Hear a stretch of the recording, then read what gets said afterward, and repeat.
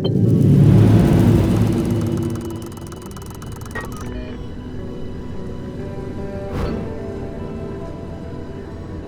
you ready, driver? Okay, first off, I've loaded up 3 locations on your ARC device map. You see them? Head to whichever strikes your fancy. You're sending them to the Visions? Sure am. We're gonna use this. My optical vassalizer. We shouldn't use that. Why not? I mean, it's been decades. No way that thing is in any sort of working shape. I've been fixing her up in secret, and I'm sorry. Don't be mad. It's gonna be a surprise for your birthday. Oh, I've gone ahead and made an itty-bitty modification to your headset, driver. I've hooked up the basalizer here to modulate your scan function. Think of it like an extra layer of mayonnaise on your technology sandwich. What are you using the vassalizer for? No spoilers. We have to tell the story from the beginning. Driver, get ready to feast your eyes on the Visions.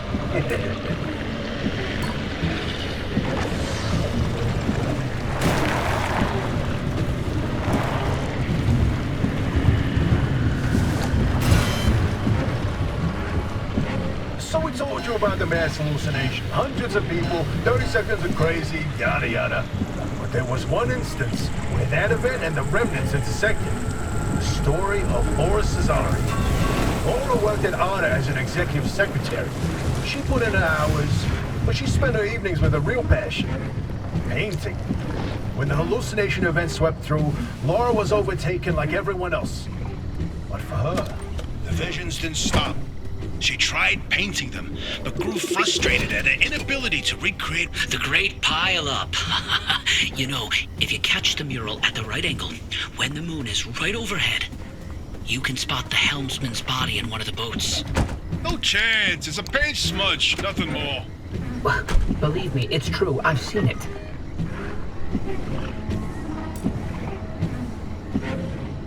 Hey, is it just me, or did this mural look different before?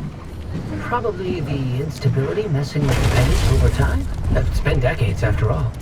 Nah, something's definitely off. Hey, where's our old notes from when we took a field trip out that way? Driver, why don't you go ahead to the next one while we investigate this?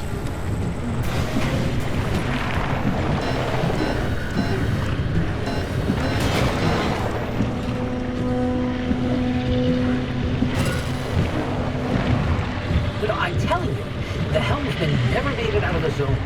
He died here. Not this again. I still don't know why you're so convinced he existed in the first place. Driver, back me up here. This is how the story goes. It was the winter of '72. A ship set sail down the Columbia River 100 miles east of here. The helmsman was overcome by bad weather, and while in a particularly foggy patch, the boat hit something, and the impact threw him from the deck. When he woke up, he was on a boat on this very lake, smack in the middle of the zone, with no idea how he got there. He had with him a ridiculous amount of cash and paid anyone and everyone to get him out of the zone. But no matter how he tried to leave, on foot, in a transport, he would always head into a fog and reemerge on another boat. At last count, the Great Pile-Up was 20 boats high and 30 boats wide. A limb duplication glitch, nothing more. And you, of all people, blaming limb tech instead of a good old-fashioned mystery? It doesn't add up. Arda's favorite pastime was carting people out of the zone. How could someone actually fail to escape? And a mysterious man with a backpack full of cash. And the one place he can't spend it. Seems awfully fishy to me. This is where your theory comes in, Francis. You tell him. Oh, look at me babbling away. Francis, you explain it. It's so good. No, it's just... I'd rather not. Come on, we talked about this. You should be proud of your work. Toot your own horn. Not this time. Okay, well, Francis's theory, his entire branch of research was that the zone exhibits a property seen nowhere else on Earth. Every phenomena that occurs here leaves its fingerprint Forever on the physical space. So he created this device to pick up on these sub-physical after effects. How did you... Ah, the Bigfoot mural! My personal favorite.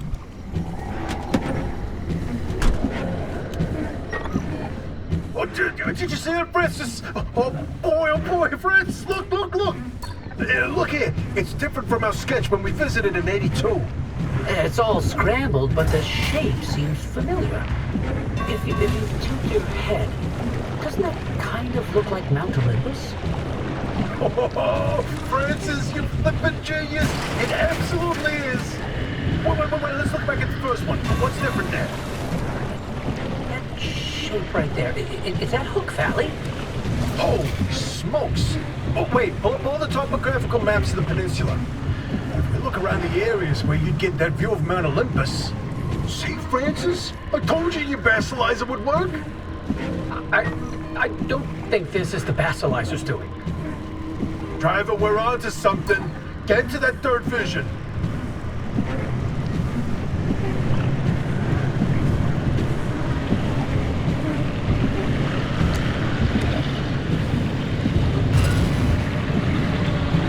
Driver, if you come across a mushroom like the one in the mural, do not eat it. No matter how tasty it might look. You're speaking from personal experience. And let me tell you, it wasn't pretty. Oh, just thinking about it makes me want to puke all over again. You've probably passed the biogenerators by now.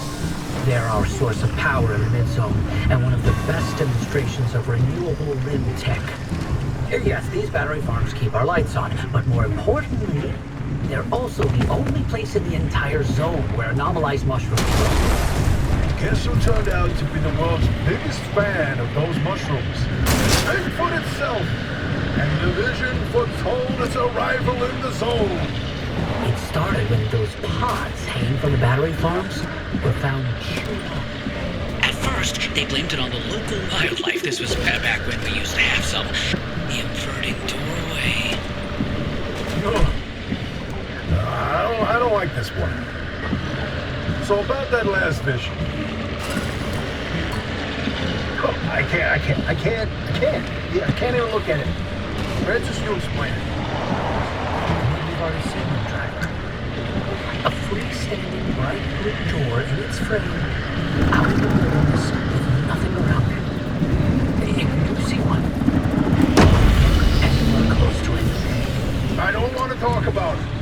He was pretty close to a doorway when it opened. It's called the inverting doorway. When the door is shut, it's safe.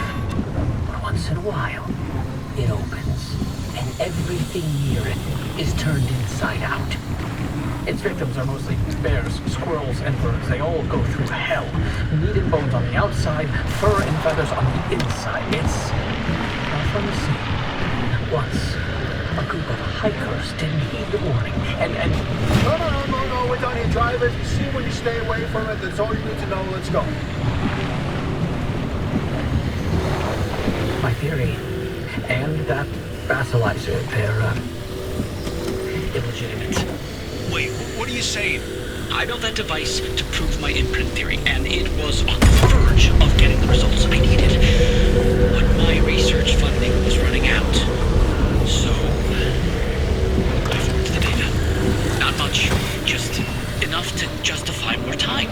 I was so close. The breakthrough was right around the corner. But Arnold found out.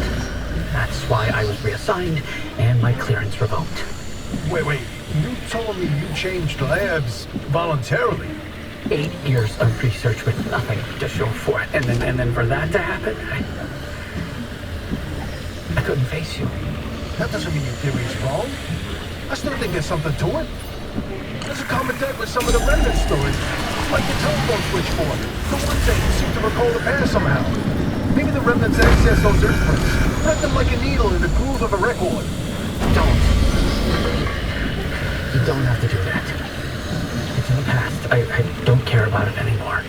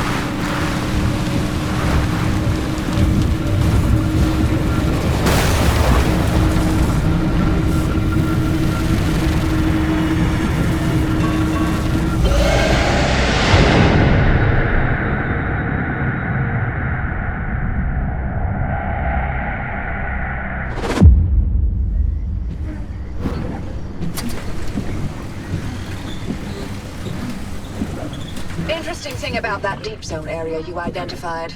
I ran every coordinate in that area through the auto database, and what turns up?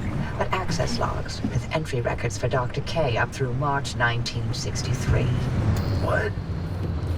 No, the doctor died in 1961. In the lab accident. So we were told. Then, I found access logs for both that deep zone site and Red Meadow. Here's a year's worth of activity. Red Meadow Research Facility? But it was demolished the same year. After the structural damage caused by the... lied about that too, didn't they? It appears so. The driver should give the Red Meadow ruins a visit. If Dr. K didn't die that day, I'd like to know what was keeping him so busy.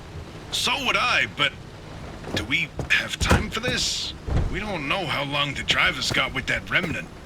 And that's why we need this information. Whatever Dr. K was doing relates to all of this. It may be the key to what lies at the end of the road for the driver. I... agree with you. God, I hate saying that. Driver, I've marked the Red Meadow facility on your route planner. Head there whenever you're ready.